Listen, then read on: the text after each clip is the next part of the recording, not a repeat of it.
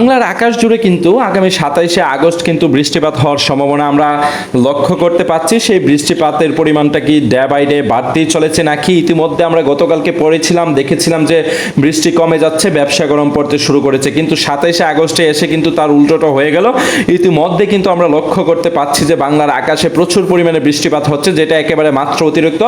50 ডিভিজেডের বৃষ্টিপাত হচ্ছে ময়মনসিংহে। আমি স্বচক্ষে বর্তমানে অবস্থান করছি ফুলপুরে এবং নিজের চোখে দেখছি যে বাহিরে প্রচুর পরিমাণে বিদ্যুৎ চমকাচ্ছে, তার সাথে সাথে একেবারে প্রচুর পরিমাণে বৃষ্টিপাত হচ্ছে, যেটা একেবারে পাকা দালানে না থাকলে, টিনের ঘরে থাকলে হয়তো বা আমি সুন্দরভাবে সেটা উপলব্ধি করতে পারতাম। বন্ধুরা, আপনারা কে কোথা থেকে আমাদের ভিডিওগুলো ওয়াচ করেন সেটা একটু কমেন্ট করে আমাদের কমেন্ট বক্সে জানিয়ে দেবেন, যাতে করে আপনাদের জেলার নামটা সুন্দর করে উঠে আসে কোন জেলা থেকে ভিডিওগুলো দেখছেন।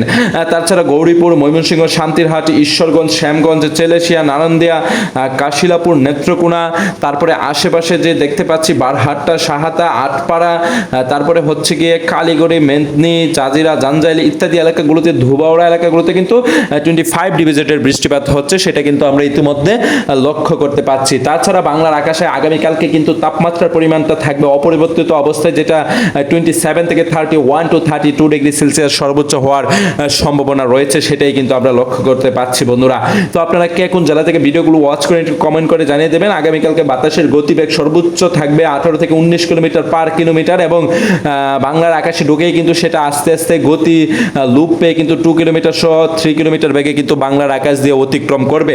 তাছাড়া আগামীকালকে যদি আমরা দেখি যে ভারী বর্ষণ হওয়ার সম্ভাবনা আছে ময়মনসিংহ সহ সিলেটে, যেটা 10 মিলিমিটার পার 10 মিলিমিটার এবং 6.7 মিলিমিটার হবে গিয়ে ময়মনসিংহ সহ আশেপাশের এলাকা জুড়ে। বন্ধুরা, সেটাই কিন্তু আমরা ইতিমধ্যে লক্ষ্য করতে পাচ্ছি।